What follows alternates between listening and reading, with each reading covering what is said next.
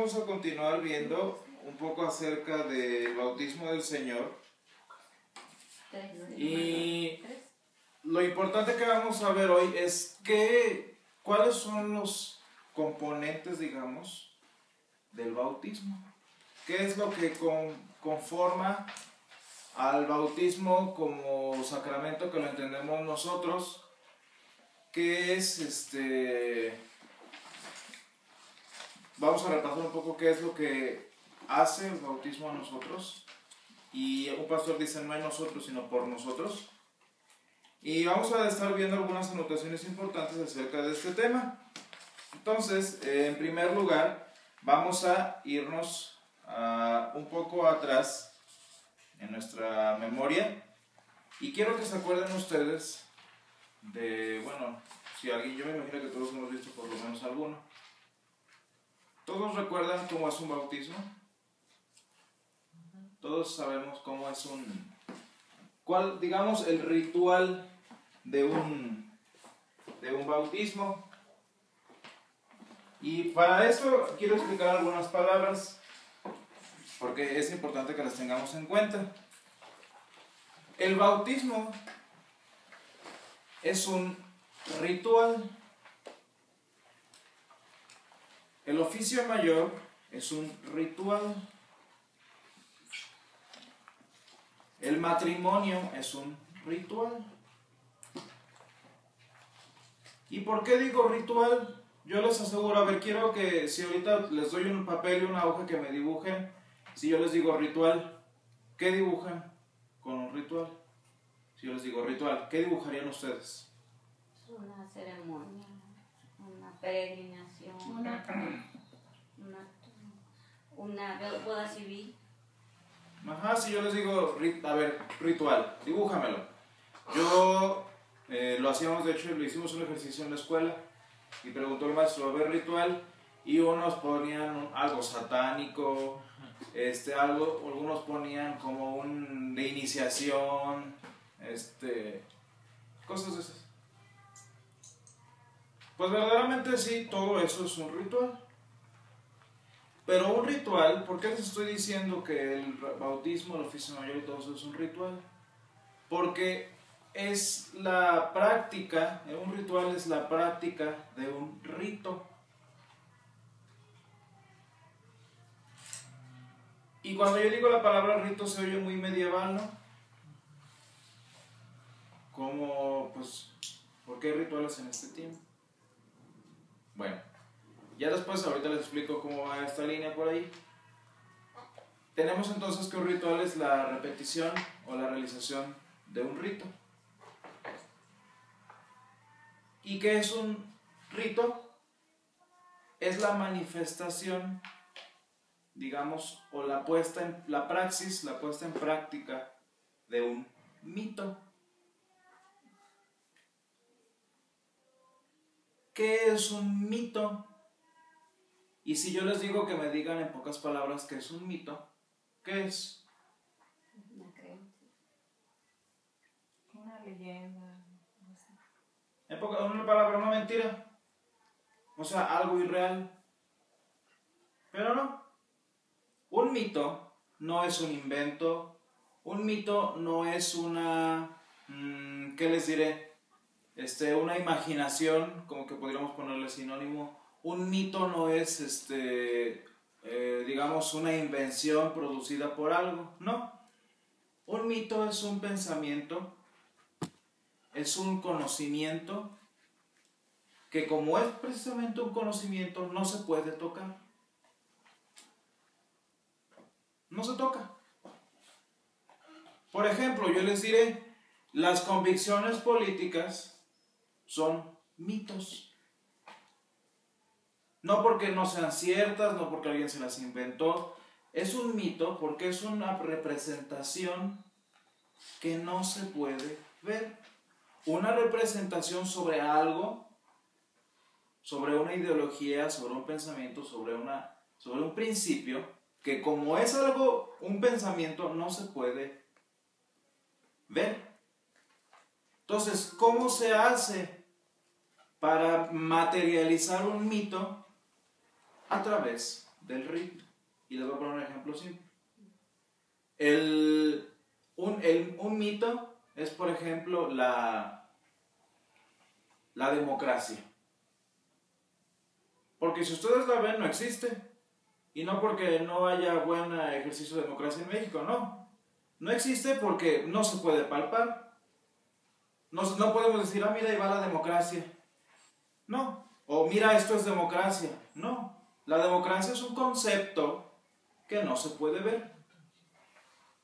¿Cómo entonces se materializa? Ah, bueno, pues entonces aparecen ya las elecciones, aparece, por ejemplo, el proceso de votación, y todos estos procesos que materializan la idea de la democracia se llaman rituales. El ir a votar es un ritual.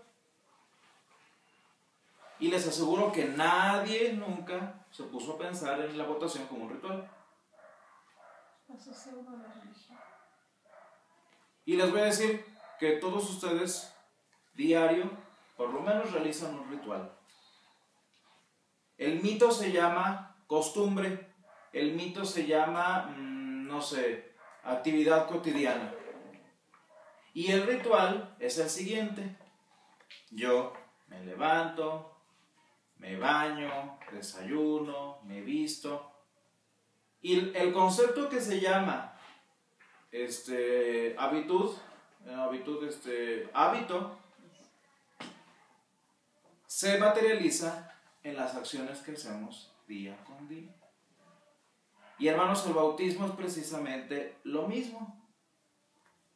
El bautismo, hermanos, no es no es nada más el agua.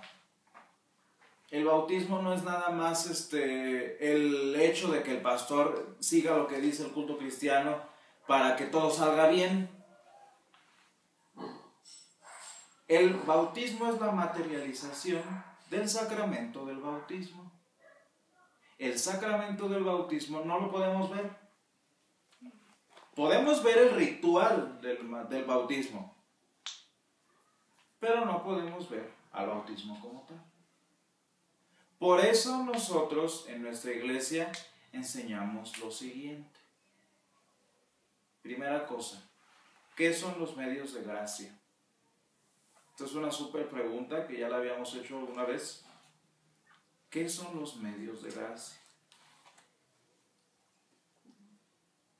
Porque esta es de las preguntas, vaya, no son ni siquiera del nivel de las que nos hace el pastor Raúl, son más básicas. ¿Qué es? Yo les digo en pocas palabras, para evitar perder más tiempo. Medio. Un medio es un camino, es algo que se realiza. Y medio de gracia, por ejemplo, medio de comunicación, ¿qué es? Es el canal a través del que fluye, digamos, la información, el conocimiento, etc. Medio de gracia significa entonces que es un camino a través del cual fluye la gracia de Dios. Es como una tubería. La gracia de Dios es el agua y el tubo es el medio de gracia. ¿Y cuáles son los medios de gracia? Tenemos dos. El primero es la palabra y el segundo es el bautismo. Los sacramentos, perdón. ¿Cómo fluye entonces la gracia de Dios a través de la palabra? ¿Cómo fluye el amor de Dios a través de su palabra? Si yo veo un libro, bueno, es precisamente allí el punto de lo que estamos hablando. A mí no me gusta, allí en la escuela donde trabajo, no me gusta que a los alumnos los castigan copiando salmos. Luego los copian los castigan copiando versículos completos. Y yo digo, bueno, está bien que castigue uno, está bien la reprensión, pero imagínate en qué, o sea, de qué estás usando la Biblia, cómo la estás usando. Y entonces el niño inconscientemente cuando va creciendo, va a ver la Biblia como un castigo. O la va a empezar concebir de una manera diferente lo que es la palabra de Dios. Cuando ustedes leen su Biblia, hermanos, es importante que piensen que a través de ella el amor de Dios llega a ustedes. Porque a través de este libro, que se llama Biblia, yo con mis ojos sociológicos puedo ver un libro que muestra una teoría social muy interesante. Yo como historiador puedo ver que este libro plantea hipótesis muy interesantes. Por ejemplo, les diré una. Yo que estudio los idiomas, sale la pregunta, ¿de dónde salieron los idiomas? ¿Cómo se formaron? ¿Cómo aparecieron? Y como es una ciencia realmente nueva, ¿saben cuál es la respuesta? La Torre de Babel. O sea, no se ha profundizado todavía y ese es, digamos, el punto de partida. Porque realmente no hay mucho de dónde sacar. Pero miren, para eso la puedo sacar. ¿Quiero investigar yo las lenguas? Pues la estudio. ¿Quiero yo embaucar a la gente? Este libro dice muchas cosas para engañar a la gente, asustándola o emocionándola además. Y entonces este libro no es un medio de gracia. Entonces, es un medio de historia, es un medio de sociología, es un medio de convencimiento, pero la palabra de Dios no fue redactada con ese propósito. Dice este libro, los santos hombres de Dios hablaron siendo inspirados por el Espíritu Santo. Quien redactó esto no fue un historiador, no fue un sociólogo, no fue fue Dios. ¿Con qué propósito Dios hizo este libro?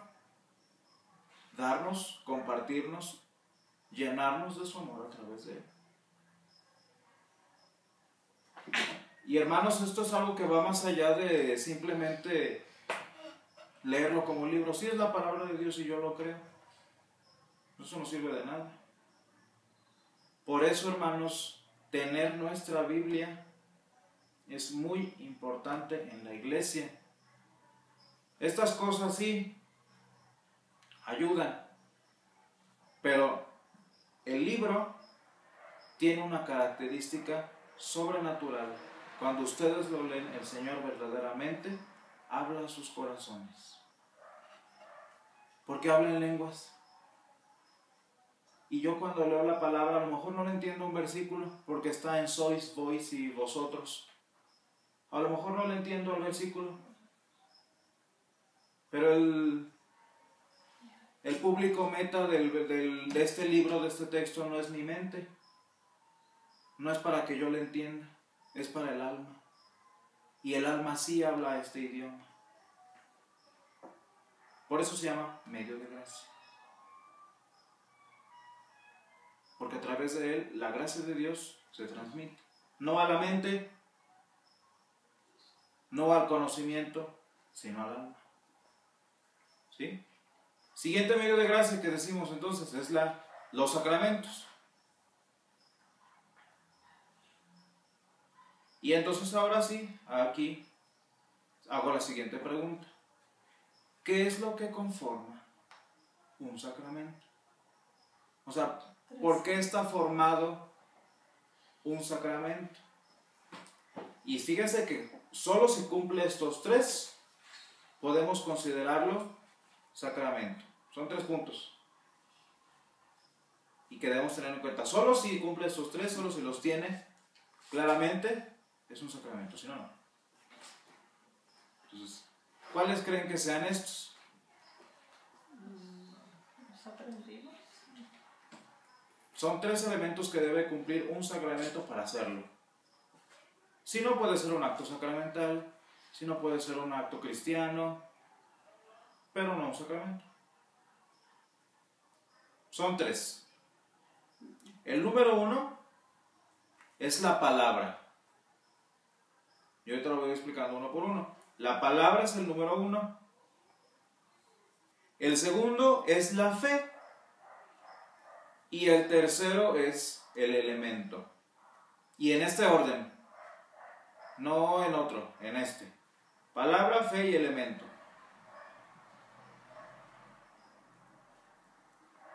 Y yo les preguntaré, ¿a qué nos referimos con la palabra? Quiero que se fijen, si ustedes alguna vez fueron a la Eucaristía, o hemos participado de la comunión, fíjense bien en lo que dice el pastor, fíjense bien en lo que dice el sacerdote, porque no está leyendo algo que el culto cristiano dice, no está leyendo algo que un manual que le dan a los pastores dice, no, lo que el pastor lee en el momento de la consagración del sacramento es la misma palabra de Dios. ¿Se acuerdan ustedes que el pastor dice, aquella misma noche tomó el pan y habiendo dado gracias lo partió y dio a sus discípulos y dijo, tomad, comed, bebed de ella todos, etc. No está refiriendo a otra cosa más que el mismo texto de la palabra. Está interviniendo el primer medio de gracia en el segundo. Por eso el pastor refiere eso y no lo está refiriendo porque así, pues así es. No, es que la palabra actúa aquí de manera sobrenatural. La palabra de Dios está manifestándose en el sacramento. Por eso, si el pastor no refiere eso, no es un sacramento porque no hay palabra. Por eso en el bautismo el sacerdote dice, el pastor dice, Jesucristo dijo, por tanto, id y haced discípulos a todas las naciones, bautizándolos en el nombre del Padre, del Hijo y del Espíritu Santo. No son ideas para que se oiga bonito, es el mismo texto de la palabra de Dios el que está siendo aplicado en el momento de la administración del sacramento. Y esta palabra es la que empieza todo. Esta palabra es el inicio del, en donde empieza a brotar, el sacramento como si fuera una fuentecita. Cuando el pastor dice estas palabras, empieza. Entonces, esto que conocemos como el don de la gracia, el medio de gracia. Hagan de cuenta, un pastor explicaba, cuando el pastor da las palabras de introducción y de consagración que refiere los versículos de la palabra, es como si le estuviera abriendo el grifo. Y le empieza a abrir. ¿Y entonces qué pasa cuando abrimos el grifo? Empieza a abrir. Pero falta algo. La palabra, ustedes no se dan cuenta. Uno no se da cuenta porque y además porque la palabra no habla del entendimiento, habla del corazón. Produce el segundo punto. La fe. Si yo creo que este sacramento es real, si yo creo que el sacramento fue dado por mí, entonces ya estoy cumpliendo con la segunda parte. Tengo fe en que el sacramento es efectivo. Y no la fe de que yo crea, no la fe de que yo acepte, si sí es válido, no, no es válido. No, es la fe que produce la misma palabra de Dios.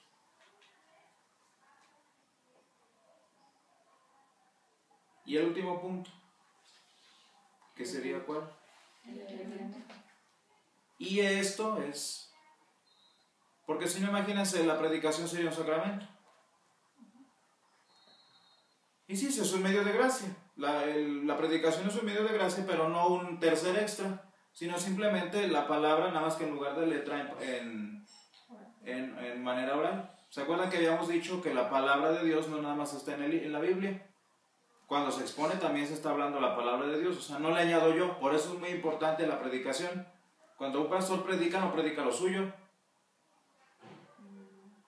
Si no está enseñando cosa errónea. Por eso cuando el pastor predica esto mismo. Nada más que esto está en texto y lo que dice el pastor está en manera oral. Y veíamos que también, por ejemplo, la iconografía es lo mismo, nada más que en imagen. Y entonces vemos si no también la palabra aquí sería un sacramento. Pero no. Falta ese tercer elemento, que precisamente es la materia. Y fíjense por qué es importante el elemento. En el bautismo, ¿cuál es el elemento? El agua. En la comunión, ¿cuál es el elemento? La hostia y el vino. El pan y el vino. ¿Y para qué? ¿Por qué es tan importante esto? O sea, ¿por qué seguimos haciendo lo mismo que los apóstoles hicieron hace años? ¿Por qué seguimos usando agua? ¿Para qué si lo importante es la fe? ¿Se acuerdan que habíamos hablado de Jesús? Verdadero Dios y verdadero hombre. Y ahí es, por eso empecé con eso. El amor de Dios no es un amor de Dios que nos está amando ahí arriba, pero nuestra vida sigue igual de amolada. El amor de Dios se manifestó en Jesús precisamente porque Él vino precisamente a este mundo. Y cuando el Señor Jesús nació, la segunda persona de la Trinidad verdaderamente se encarnó en el vientre de la Virgen María y fue precisamente la unión, fíjense, entre el mundo perdido, entre esta inmundicia y la divinidad de Dios. Por eso Jesús es tan especial. Verdadero hombre y verdadero Dios. Ya no es que Dios me está amando acá y me bendice de arriba para abajo, pero pues yo sigo igual. No, a través de Jesús hubo esta comunión entre el mundo que Dios creó y el que lo creó. Por eso Jesús, verdadero Dios, verdadero hombre, es importantísimo. Y esto se refleja en el sacramento. Por eso es importante un elemento material. Porque me está enseñando cómo lo que la tierra dio, que es el pan, que es el vino, el agua, así como al igual que Cristo, se une con la palabra de Dios a través del vínculo que se llama fe.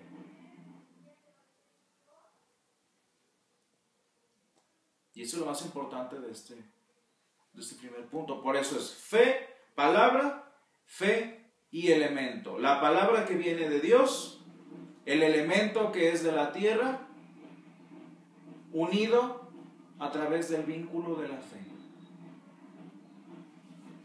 Por eso es importantísimo el sacramento que tenga esas tres partes, porque si no, no lo es. Si fíjense, si nada más, si no tuviera elemento sería un ritual. Nosotros adoramos a Dios. Por ejemplo, nuestros himnos es para adorar a Dios, pero no nos da salvación. Por mucho que cantes himnos, el Señor no te va a salvar. El Señor nos salva a través de la alabanza. El Señor nos da perdón de pecados a través de la adoración. Eso es para nosotros darle gloria a Dios, pero eso no es salvación. Cuidado con los que piensan que adorar a Dios es el centro de todo. No.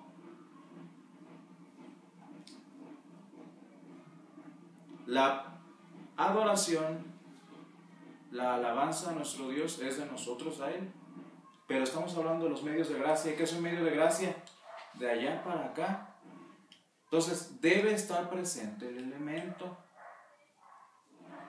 El bautismo. La palabra es bautizándolos en el nombre del Padre, del Hijo y del Espíritu Santo. Yo te bautizo en el nombre del Padre, del Hijo y del Espíritu Santo. Primer punto.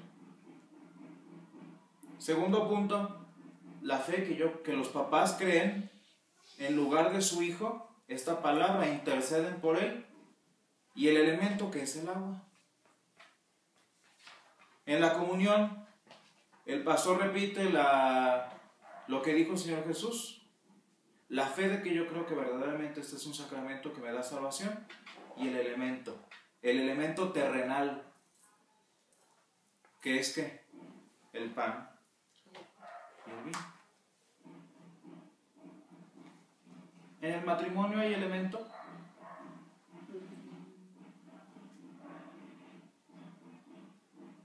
O sea, ¿cuál es el elemento terrenal con el que a través de cuando nosotros creemos? ¿Hay palabras? Sí. ¿Hay fe? Pues también. Pero no hay elemento. ¿Qué? No hay. ¿Qué otra cosa? Por ejemplo, el sacerdocio. Ese sí tiene los tres elementos, que sería la fe, la palabra y la imposición de manos, que sería el elemento, pero no es para todos. Y la gracia de Dios está abierta para todos. ¿El bautismo tiene los tres elementos? ¿El sacramento del altar tiene los tres elementos? ¿La unción de los enfermos tiene los 3 elementos? ¿Sí? ¿La confesión de pecados tiene los 3 elementos? ¿Sí? La crismación, que sería como la confirmación, tiene los 3 elementos. El aceite. Si uno de estos 3 falta, no es un sacramento. Es algo que nosotros hacemos para adorar a Dios, es una actividad cristiana, es un acto de amor a Dios, una manifestación del amor de Dios en nosotros, pero sacramento no es. Y que nos quede bien claro esto. La fe, que es producida por la palabra y que une a la gracia con el elemento. ¿Tienen dudas acerca de esto? Dijiste que en el matrimonio no hay los 3 elementos. No hay. ¿Y ese no sería un sacramento? Porque no te salva. O sea, hay mucha gente que se casa pero nunca se va a salvar. No, por eso ya se salva.